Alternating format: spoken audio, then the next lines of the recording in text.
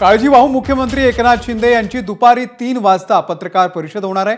2 दिवसांपासून गप्प असलेले एकनाथ शिंदे या पत्रकार परिषदेमध्ये नेमकं काय बोलणार याकडे आपल्या सगळ्यांचं लक्ष आहे। अमित शहांच्या फोन नंतर एकनाथ शिंदे ॲक्शन मोडवरती आलेले आहेत का, हाही सवाल आहे। पत्रकार परिषदेमध्ये एकनाथ शिंदे काय भूमिका मांडतात याकडे आता सगळ्या महाराष्ट्राचं लक्ष लागलेलं आहे। आपल्या मुख्यमंत्री पदासाठी एकनाथ शिंदे आग्रही असल्याचं कळतंय,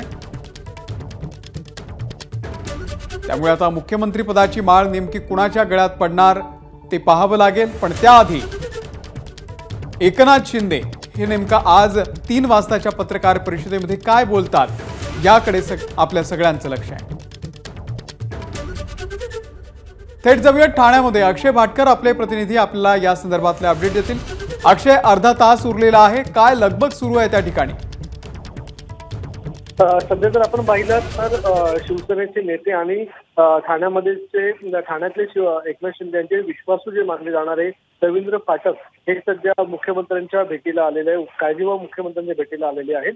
आणि कदाचित रवींद्र फाटक आणि एकनाथ शिंदे हे एकत्रितरित्या त्या पत्रकार परिषदेमध्ये असू शकतात आणि सोबतच श्रीकांत शिंदे देखील त्या पत्रकार परिषदेमध्ये बसण्याची शक्यता आहे। कारण की ज्या वेळेपासून निकाल लागला त्याच्यानंतर शिवसेनेचं जे यश होतं त्या यशा संदर्भामध्ये एकनाथ शिंदे यांनी प्रतिक्रिया दिली होती। त्यानंतर कोणतेही पत्रकार परिषद असेल किंवा त्यानंतर कोणतेही विषय असेल त्या संदर्भात त्यांनी प्रतिक्रिया दिलेली नव्हती।